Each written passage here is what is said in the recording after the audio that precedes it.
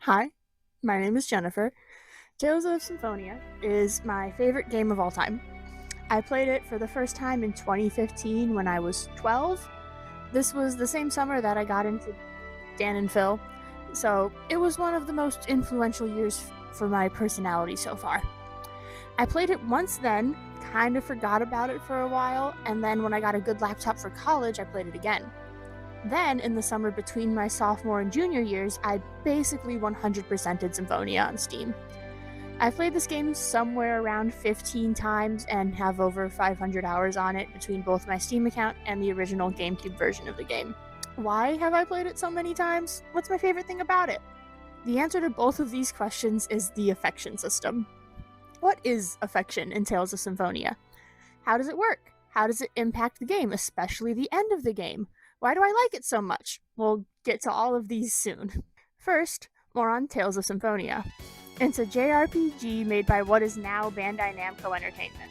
Released in 2003 in Japan and 2004 in the US, both for the GameCube. It was also released on PS2, though it was exclusive to Japan. In 2004, it had a sequel, Dawn of the New World, which I have not yet played, that came out for the Wii. The games were later bundled together into Tales of Symphonia Chronicles for the PS3, and the original game was remastered in 2016 and made available on Steam. It's also available on PS4 and Nintendo Switch and Xbox One. Symphonia was the fifth mothership title for the Tales of series. It's technically a distant prequel to Tales of Phantasia, the first game. They're all JRPGs and mostly unrelated from each other, though some games are direct sequels or prequels to each other. Symphonia was the first 3D game. If you are a fan of the Tales series, I have also played Tales of the Abyss, Tales of Vesperia, which we have 3 copies of, Tales of Berseria, and Tales of Grace's F. Next up on our list is Tales of Zestiria. My person behind the camera has also played Arise, but I haven't. The most identifiable thing about these games is the battle system. Each battle is self-contained and starts when you encounter an enemy on the map, like in a turn-based game.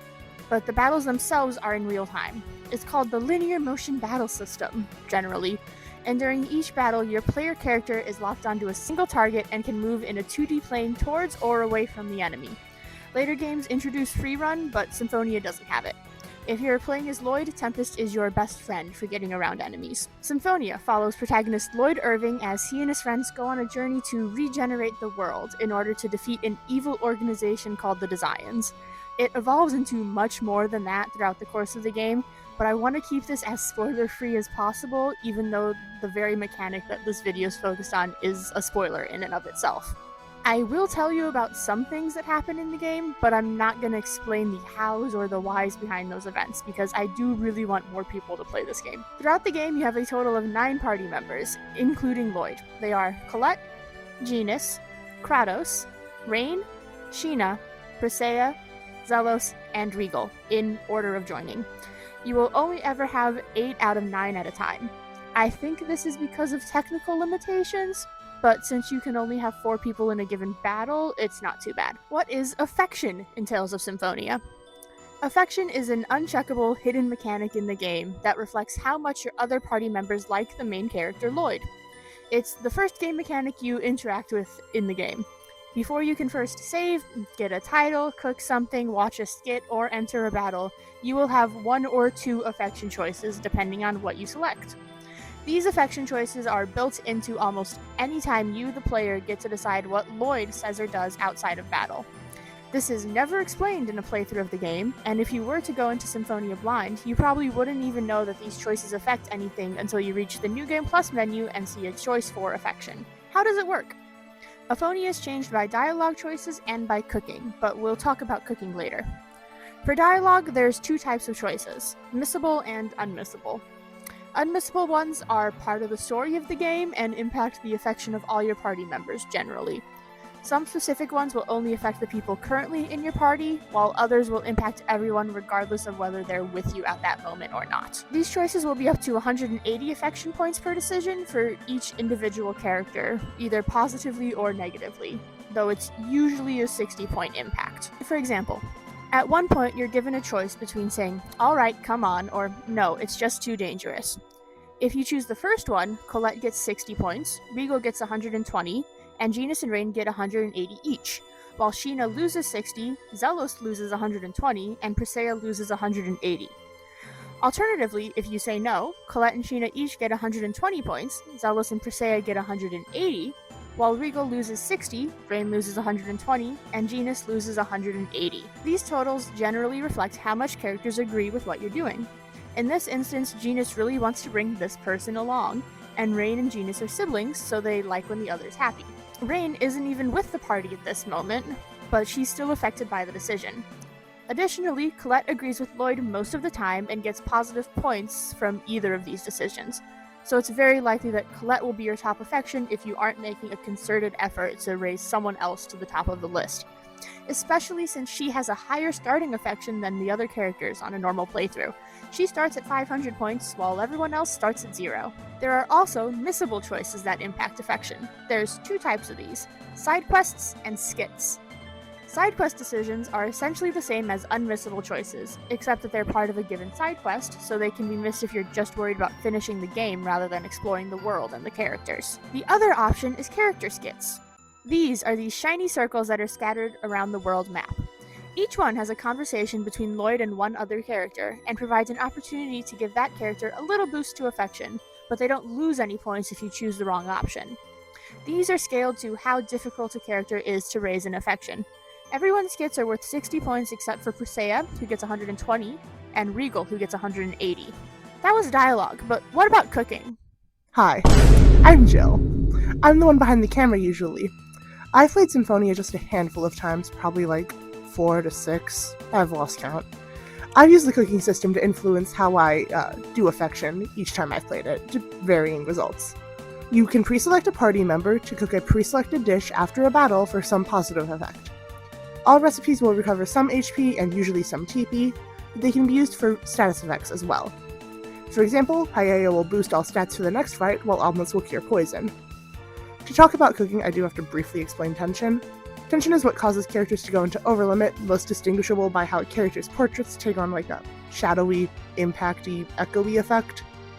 Tension is increased by taking repeated hits, regardless of the damage they do, having other party members die, and cooking with their favorite ingredients post-battle. Tension can only be decreased by cooking with least favorite ingredients, and it can be fully reset by going into overlimit, dying, or sleeping at inns. Almost every character has favorite and least favorite ingredients. When dishes including these favorite ingredients are cooked, the character's tension will increase, and the opposite is true for least favorites. However, if, and only if, Lloyd is the set cook, then the characters can gain or lose 1 point of affection per dish. Just 1. It's a slow and tedious process, but it can be great for helping alter affection over time, especially for characters like Regal and Kratos who don't get as many chances to alter their affection through choices. Multiple characters can all have their affection altered by 1 dish too. For example, if Lloyd is a set cook, and he makes a shortcake with milk, eggs, lemon, and melon, then Colette, Genis, Rain, and Zelos will all gain 1 point of affection, while Regal will lose 1. So, what does everyone like? And what are the best dishes for boosting affection? Lloyd doesn't have an affection stat that matters for anything, but he still has favorite foods for tension reasons. Lloyd likes beef, but not beef strips. His only dislike is tomatoes, so recipes like steak and meat stew will be good for the sake of his tension in battle. Colette has the most likes of any character, keeping with the fact that she also has the highest starting affection. Colette likes anything labeled a fruit in the game's menu, shown with the strawberry icon. So, apples, lemons, and strawberries will all boost her, while tomatoes won't. She also dislikes bell peppers, so recipes made with any fruit will boost her affection, like fruit cocktails and shortcake. Genis' favorite food is milk, because he's just a little kid like that. He also dislikes carrots, but only those. His best recipes are shortcake and gratine, but not cream stew like some will say. Cream stew requires both carrots and milk, so his 2 affection points would cancel each other out and end him with net 0. Rain's favorite food is lemons. She dislikes mushrooms, which are at least one of Lloyd's least common ingredients. Her affection is impossible to raise without Colette's too, but it also means she has a ton of possible recipes to alter her affection, like Colette does. Rain is good with any recipes like fruit cocktails or shortcake, just like Colette. Sheena is a unique case in that she has no dislikes. Practically speaking, I'm pretty sure this is so she doesn't lose the main gimmick of her fighting style being her spirit summons. By not having dislikes, she can't lose tension between battles unless she dies or sleeps. so she can always summon her spirits. She does have a liked ingredient, being normal, non-barley rice. So, the best recipes for Sheena are recipes like rice bowls and fried rice. Zealous has the second most likes of any character besides Colette. He likes snapper, melon, and tuna. Though, some sources falsely claim he likes shrimp as well, but he's actually neutral on it. His only dislike is octopus, so the best way to boost Zealous's affection is to cook fish-centered recipes and hope Lloyd doesn't use octopus. So, paella and seafood stew and a little bit of prayer work well for Zealous. Or you can toss any octopus you get if you want to boost him, that also works. Presea is a fully unique case in that she has no likes or dislikes. She's indifferent to everything, every recipe. So, raising her affection or her attention by cooking is just impossible. Even after regaining her personality, she's neutral on everything. Sorry, Presea. Regal, similarly to most of the characters, has only one liked ingredient. He likes tofu and he dislikes both melon and cucumber. However, he is a uniquely difficult challenge when it comes to affection alteration by cooking, given that Lloyd only puts tofu in 2 dishes once they fit max stars, and tofu can only be purchased in the Sybac cafeteria.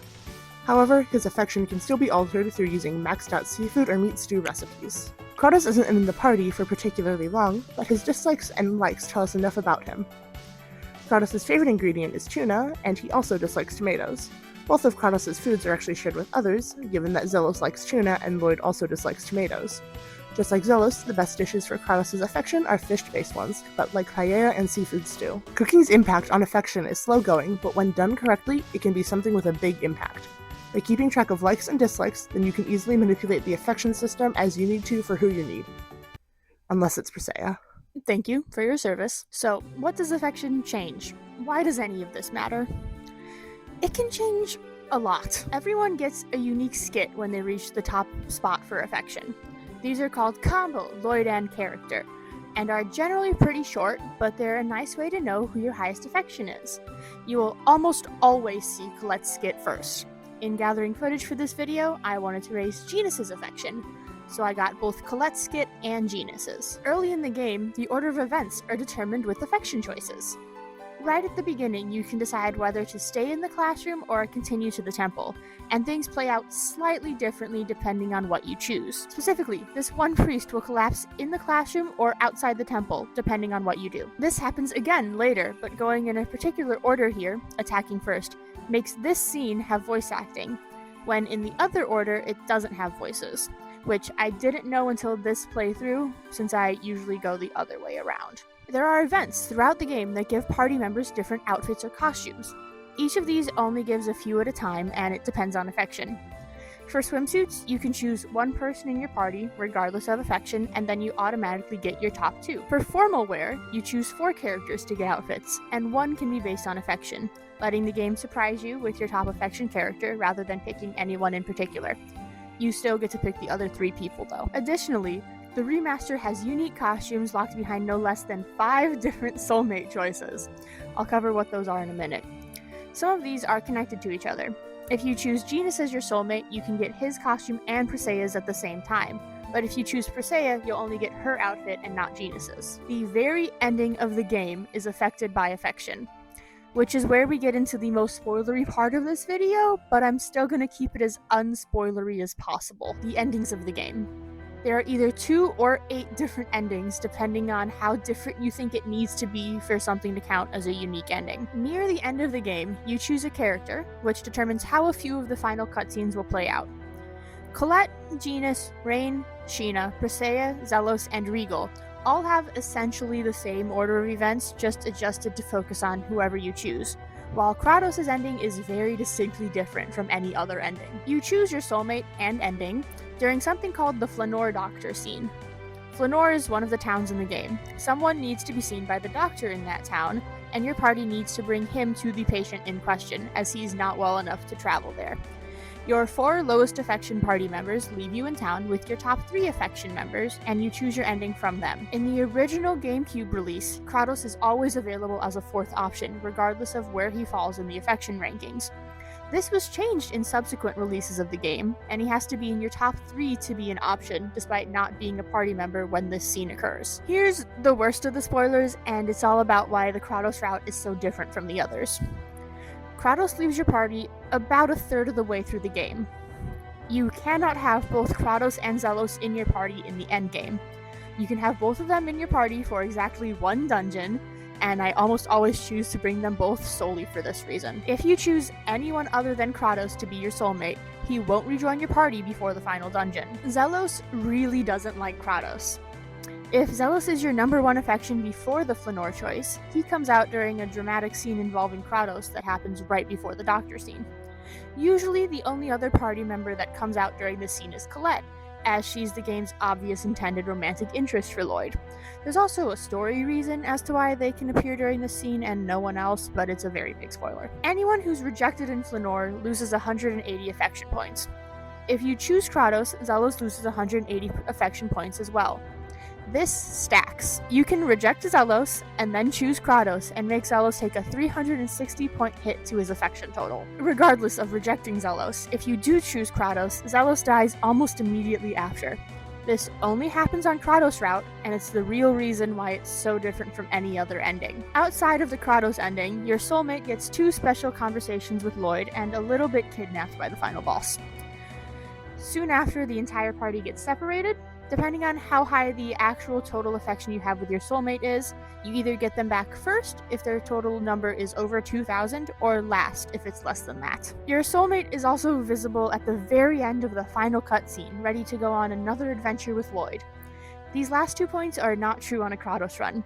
Instead, you get 1 conversation with Kratos, and the rest happens with Colette. A bunch of other things that affection rankings can change. 1. When Sheena joins your party. If you get her into your top 3 affection without her in your party, through a couple of scenes where you run into her, or if you choose affection from the grade shop on a New Game Plus run, she'll join slightly earlier than she would normally. It's a truly minuscule difference in the long run, as she joins soon regardless, but as someone who mains Sheena, I really like her joining early. 2. What order your party members speak in before a particular boss fight. You can only take Lloyd and 3 characters of your choice for this dungeon, other than Sheena, as she's elsewhere at this point. And these characters will talk in order from their highest to lowest affection before you fight the boss. In this case, I had Kratos as the highest of my 3, then Rain, and Zelos with my lowest affection overall. 3. Who talks to Lloyd in the Darkness Temple? There is a little area that Lloyd has to climb into to access it, and whoever your highest affection is will tell him to be careful. 4. Who jumps to Zions with Lloyd in the remote island ranch. Your highest affection will join Lloyd in jumping the enemies, while the lowest will act as the baits. 5. Who has the longest scene at Dirk's house after the Asalia ranch. There is an opportunity here to talk to all of your party members. Kratos and Sheena have their conversations at specific times regardless of their affection, but there are longer versions you see if they're at the top of the affection list. Everyone else stands around and inside of the house relative to their affection stats. The highest is on the upstairs balcony, and the lowest is by the window on the first floor. For these last 3, I was doing a Genus run, so he's my top affection. As a consequence of choosing Genus, Zelos is my lowest affection for all of them. Colette is second highest though, as she usually is. Why do I like this so much? I love a hidden mechanic. I love not being able to easily check something. The college I went to only let students get updated grade reports at midterms and at finals, and I think that's a good thing, because you can't get obsessive about how individual assignments affect your grades when you can't check them like that. And also, that's kind of how it feels to keep track of your affection levels.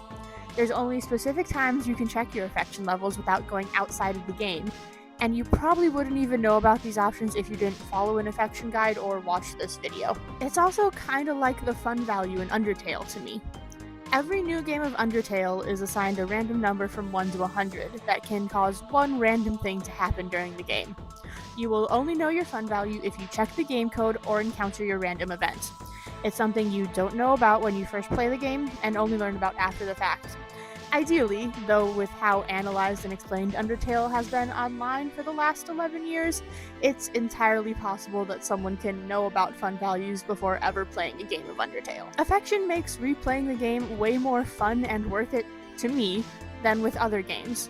I have also 100%ed Tales of Vesperia, specifically on the PS4. I don't want to replay that game in the same way I do Symphonia. I might try to get into speedrunning Vespe, but that's for another day. There's always a chance that there's a scene or a skit or a piece of dialogue that I've never seen before in Symphonia, and if I choose something differently in my affection decisions, I might see or notice something new. It's a small chance with how much I've played this game, but the chance still exists. Some other things about Affection and Symphonia in general. The only game endings I personally haven't done are Rain and Presea, but Joe wants you to know that they have done the Rain route. Obviously. The Zelos All Titles achievement is broken on Steam, which is why I don't have the 100% complete badge for the game.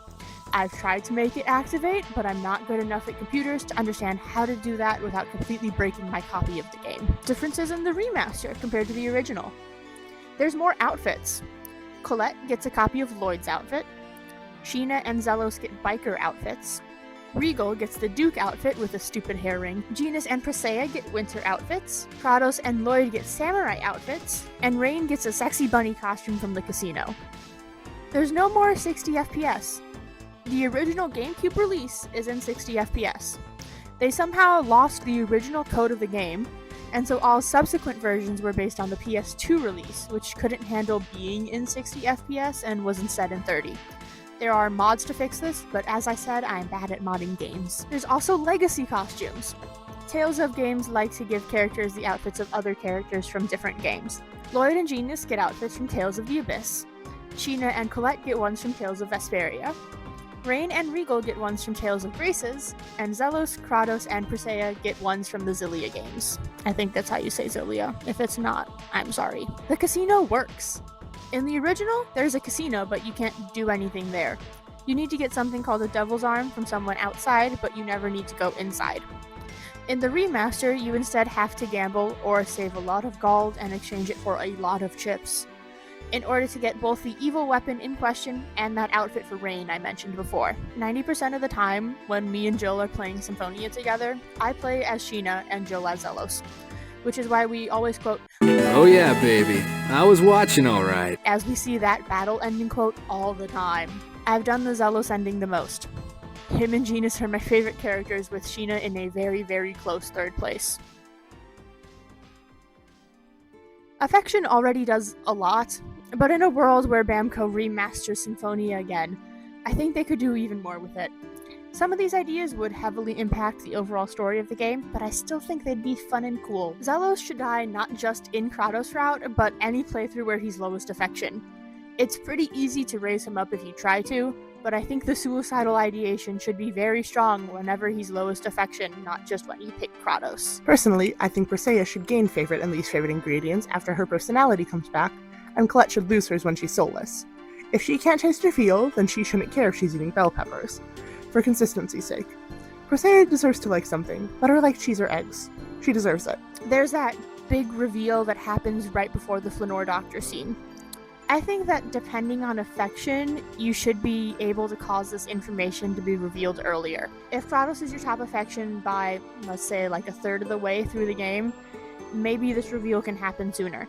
This one's harder to iron out because of the plot, but it's an idea that's fun to play with, and fanfiction explores this one pretty regularly. The Kratos ending always has Colette get kidnapped. Ideally, that should be changed to be your next highest affection aside from Kratos. While this is very possibly Colette, Rain also agrees with Kratos pretty often, so I think that making this relatively small change would add some more variety to the game. Anyway, thank you for watching. Please play Tales of Symphonia. It's only $20 on Steam, and it goes on sale pretty often. It's on sale for $5 right now on Steam, but I don't know if that'll still be true when I get this video done. It's really, really good. And if you need any help with any part of the game ever, I can help you with it without ever needing to see the screen. There will absolutely be more videos about Tales of Symphonia in the future. I have an idea about how often characters will say, "It's nothing," or "No, never mind," or otherwise dismiss something when it is not in fact nothing, and will come up again later, but I'm not sure what that'll be yet. The actual next video will probably be about Deltarune though. Okay, bye. Think about Sheena. The village of the elves? The secret village said to be off limits to anyone except elvenkind?